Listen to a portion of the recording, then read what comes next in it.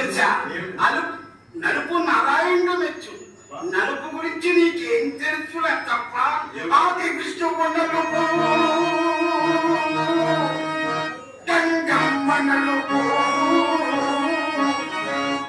విష్ణుమూర్తి నలుపు కమ్మరి నలుపు కుమ్మరి నలుపు మా ఊరి మనసము కారు నలుపు ఎన్ని నలుపులను లతప్ప ఎన్ని నలుపులను నాదంత నలుపు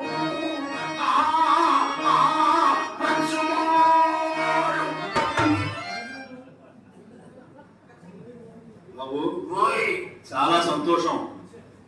నలుపుకి మీ మీ మీద మీకున్న అభిప్రాయాన్ని చక్కగా వెల్లడించారు. అమ్మాయి వస్తుంది, సిద్ధంగా ఉండండి, భయపెట్టకండి. మగాన్ని ఇప్పుడు చూసి ఎరగదు. అదే మగాడు మొగలే చూడలేదు ఇప్పుడు మా పిల్ల.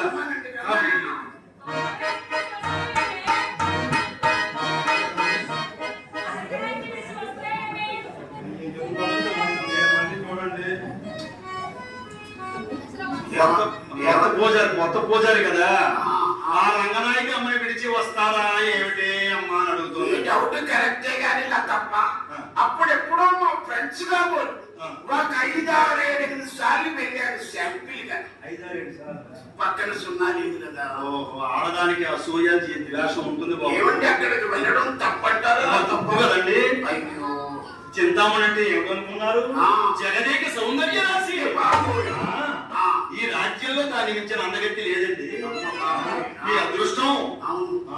ఇప్పుడు దాకా మగాడు ముఖమే లేదు. అదే ఒక మాటలో చెప్పాలంటే అమ్మాయి మన్మథ మొలక, అమ్మ మాత్రం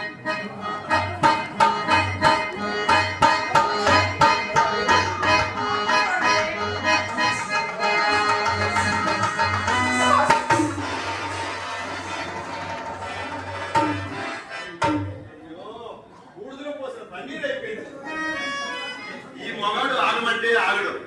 బాబు అల్లుడు గారు, అంత కంగారు ఎందుకండి?